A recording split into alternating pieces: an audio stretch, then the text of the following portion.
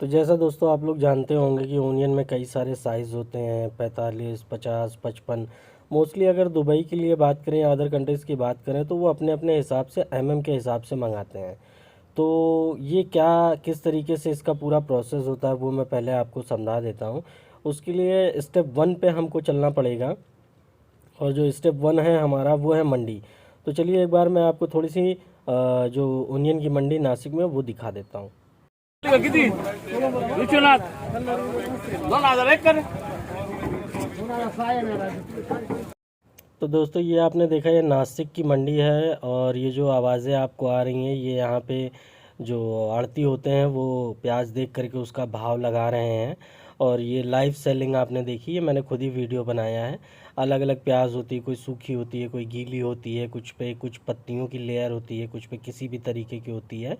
तो जिनके पास लाइसेंस होता है वो यहाँ पर आते हैं, माल देखते हैं, क्वालिटी देखते हैं ओनियन की, और वो उसको उसके हिसाब से ख़रीद लेते हैं। मान लीजिए आपको ऑर्डर 55+ का है, तो ये लोग ट्रक में देखते हैं कि 55+ प्याज वाली कितनी है और सूखी कितनी है, उस हिसाब से ये लोग भाव लगा करके इसको ख़रीद लेते हैं। चाहें तो हम लोग किसान के पास भी जा सकते हैं, लेकिन दोस्तों किसान जो है वो चीज़ हमें निकाल के दे नहीं पाता, वो खेत के हिसाब से पूरा बेचता है।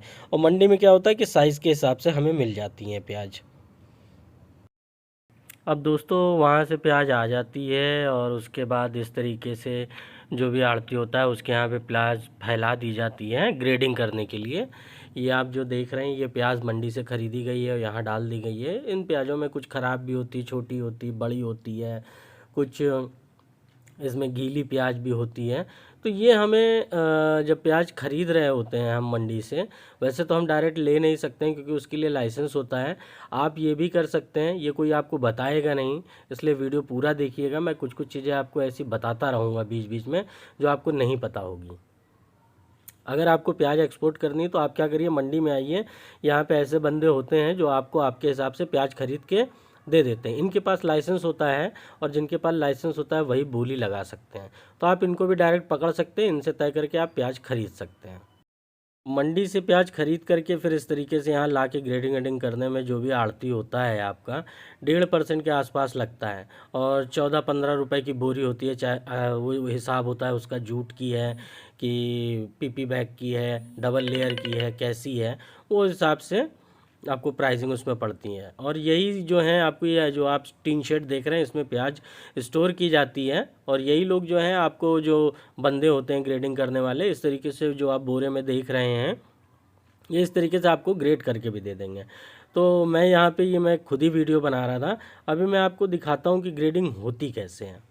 ये 50+ के लिए ही ग्रेडिंग हो रही है। ये जो आप प्याज देख रहे हैं ये 50+ के आसपास है, और ये पूरी प्याज जो है सूखी होती है।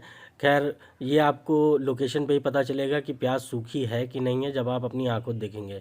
वीडियो से आपको कभी नहीं पता चल पाएगा प्याज गीली है कि नहीं है, और ये बताने की ज़रूरत भी नहीं है मुझे कि गीली प्याज क्या नुकसान देगी और सूखी क्या फ़ायदा देगी।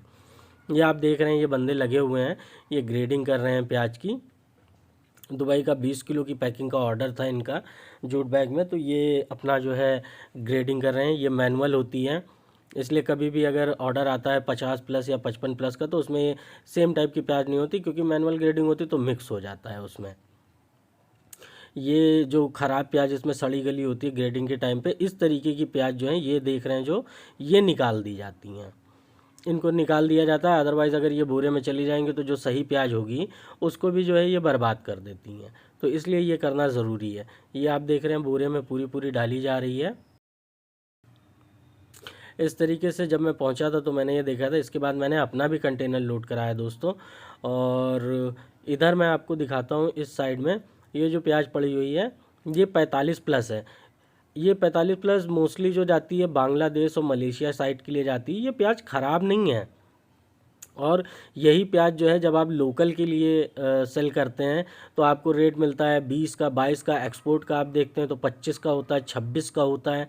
ये जो छोटी छोटी प्याज आप देख रहे हैं ये वाली जो गोल्ठा गोल्ठी बोलते हैं इसको, ये प्याज बड़ी वाली प्याज में मिक्स माल करके वो लोग लोकल में निकाल देते हैं। दोस्तों अब मैं बताता हूँ आपको इस वीडियो की सबसे मेन इम्पॉर्टेंट बात। होता क्या है, ये प्याज व्याज यहाँ से ग्रेडिंग करके सारी चीज़ें कंप्लीट करके लोड हो जाती है। अब क्या होता है, इसको हम बॉम्बे नहीं ले जाते हैं, बल्कि कंटेनर जो होता है 40 फीट का, वो यहाँ पर आता है खुद, यहीं पे लोडिंग हो जाती है, स्टफिंग यहीं पर हो जाती है, ग्राउंड पे स्टफिंग हो जाती है। अब ध्यान से सुनिएगा, बॉम्बे से यहाँ कंटेनर आता है, फिर यहाँ से बॉम्बे जाता है, उसका खर्चा पड़ता है 40,000। अब आपको CHA बहुत अच्छा हायर करना ज़रूरी है। 2 जगह पे CHA काम होता है। जब यहाँ से कंटेनर लोड होकर के बॉम्बे तक जाता है तो आप कंटेनर में बैठ करके नहीं जाते हो, बीच में क्या होता है, वो उस कंटेनर का रेफ्रिजरेटर ऑफ कर देते हैं, तो वो उसमें कम से कम 15 से 20,000 रुपये बचा लेते हैं, क्योंकि डीजल से वो उनका रेफ्रिजरेटर चलता है, तो वो 15 से 20,000 रुपये के आसपास वो उसमें गेम कर देते हैं, जो भी CHA होता है आपको। अभी जो रेट चल रहा है नासिक से जेबल अली तक का कंटेनर का, वो 2,40,000 रुपये के आसपास चल रहा है। तो आपको एक ही CHA के साथ नहीं रहना है। अगर आप शुरू में काम कर रहे हैं तो आप 4-5 CHA से काम करिए। और जो मैंने अभी आपको रेफ्रिजरेटर बंद करने वाली बात बताई है, ये सब आप उसको अगर बोल देते हैं ना, तो वो समझ जाता है कि ये लड़का खिलाड़ी है या ये बंदा खिलाड़ी, ये समझ जाएगा अगर मैंने कुछ भी ऐसा किया तो।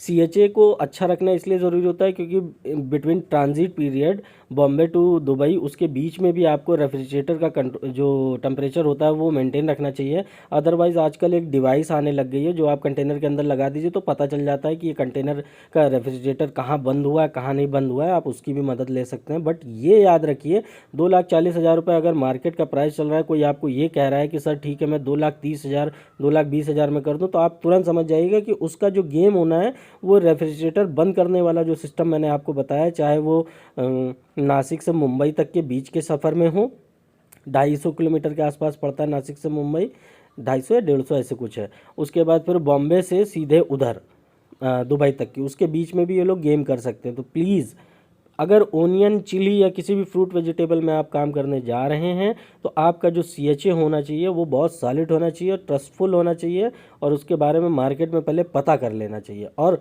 मार्केट में ये भी देख लीजिएगा कि इस समय प्राइसिंग क्या चल रही है कंटेनर की। तो ये ज़रूरी होता है दोस्तों, क्योंकि मैंने आपको जो बोला है, करने वाले लोग 2,30,000 भी आपको कोट कर सकते हैं और 2,10,000 भी कर सकते हैं, 2 लाख भी कर सकते हैं। तो गेम यहाँ पे हो जाता है। फ़ायदा क्या, आप लोग माल भरवाओ, 40 फीट का कंटेनर भरवाओ, 20 फीट का कंटेनर ये लोग लेते नहीं हैं, मतलब भेजते ही नहीं है CHA, क्योंकि ये बोलते हैं कि 20 फीट और 40 फीट का सर सेम प्राइस है। इसलिए ओनियन जो लोड होती है 40 फीट में 28 टन प्याज, 28 से 29 टन प्याज जो है वो जाती है यहाँ से। तो इस बात का आप बहुत ही ख्याल रख के CHA को हायर करिए। मैं अभी नासिक में हूँ, अगर आप चाहें तो मुझसे लोकल या एक्सपोर्ट के लिए जो है प्याज ले सकते हैं। मैं अपने सामने ग्रेडिंग और जो सारी चीज़ें होती हैं जो मैं आपको बता रहा हूँ, वो सारी चीज़ें मेरे ऊपर रहेंगी फिर। और मैं इंस्टाग्राम पे और फेसबुक पे आप मेरे से बात कर सकते हो उसके लिए। प्याज का जो मार्केट है दोस्तों बहुत वाइड है, उसी को लेकर के मैं रिसर्च कर ही रहा हूँ। मैं यहाँ पर गया था तो मुझे एक भाई साहब भी मिले, आइए मैं इनकी बातें सुनाता हूँ आपको, ध्यान से सुनिए।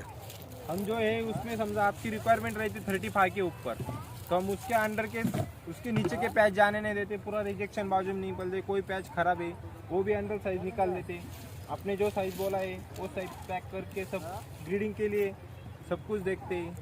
ये पूरा इशू और क्वालिटी का कोई इशू नहीं रहता। आप ये देखो, ये 55 के ऊपर की पैकिंग चालू है, इसके नीचे आपको 55 के नीचे का एक भी पैच नहीं नजर आएगा। ये पूरा जो पैकिंग चालू है इस पर हम पूरा कॉन्सेंट्रेशन देते हैं। दोस्तों ये बोल तो रहे हैं कि पूरा कंसंट्रेशन देते हैं, लेकिन जब ये जो प्याज लोड हो रही है हल्की सी गीली प्याज है, ये मैं अपनी आंखों से देख रहा था तो मैंने आपको बताया। खैर, बायर को भी पता होता है कि अगर उसने 55 mm प्लस का ऑर्डर दिया है तो उसमें 50 mm कितनी डालनी है, कितनी नहीं डालनी है। इवन बायर कभी कदार 45 mm का भी उसमें मिलाने के लिए कहता है। मान लीजिए 28 टन की प्याज है तो उसमें वो कह देगा 70% इतनी कर दो, 10% इतनी डाल दो, 10% इतनी डाल दो। ऐसा नहीं करेगा तो वो कम्पिटिटिव प्राइस जो है वो निकाल ही नहीं पाएगा, कभी प्रॉफिट कर ही नहीं पाएगा। ठीक है दोस्तों, ये सारी चीज़ें बायर को पता होती हैं।